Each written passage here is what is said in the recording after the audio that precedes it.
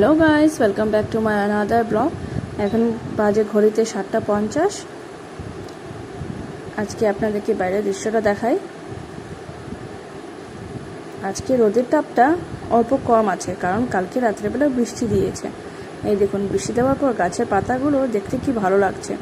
এই কদিনের রোদে গাছের পাতাগুলো পুরো লাল হয়ে গেল। ওই গাছটা হচ্ছে শিমলা মরিচের গাছ।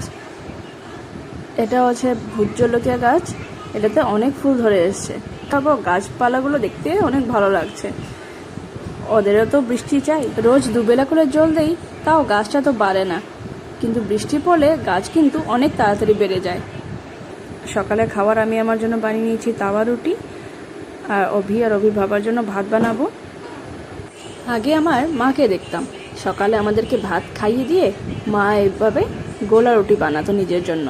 গোলা রুটিটা কি হয়, অনেক চটপট হয়ে যায়। তো মাকে দেখতাম আগে এইভাবে করে খেত, আর এখন মার এই কাজটা আমি করি।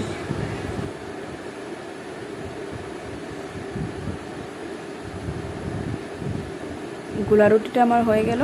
এখন মূলা আলু কেটে নিলাম আমি, দিয়ে মাছ দিয়ে তরকারি করব।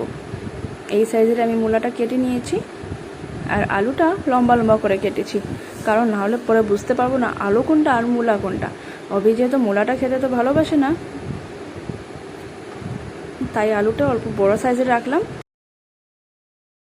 মেথিটা সম্বাসে না দিলে যে হয় না, তাই মেথিটা আমি অল্প করে দিলাম। নুন হলুদ দিয়ে সবজিটা ভালো করে আমি ভেজে নেব।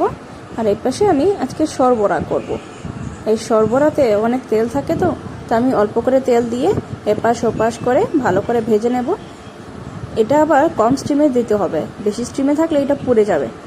এই দেখুন, আমি অল্প করে তেল দিয়েছি, তাও অনেক তেল বেরোচ্ছে। তো এইভাবে করে আমি সরবরা করে নিলাম। ওপাশে দেখি তো তরকারিটা কি হচ্ছে, ভাজা হয়ে গেল নাকি। হ্যাঁ দেখুন, এটা ভালো ভাজা হয়ে গেছে ভালো করে। এদিকে সরবরা করাও আমার কমপ্লিট হয়ে গেল। তো লাঞ্চে খেয়ে নিলাম চানার ডাল, কাঁকরোল বড়া, মূলা দিয়ে মাছ দিয়ে তরকারি আর সরবরা। তো চলুন আমরা লাঞ্চ করে নিই।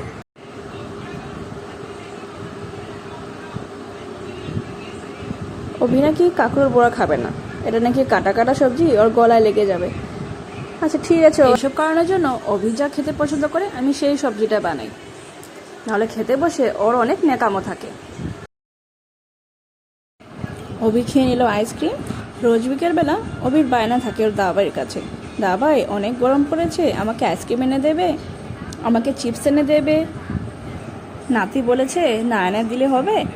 তো আমার ব্লগটা এখানেই শেষ করছি। ভালো থাকবেন, সুস্থ থাকবেন, আমার ব্লগ দেখবেন। Bye bye.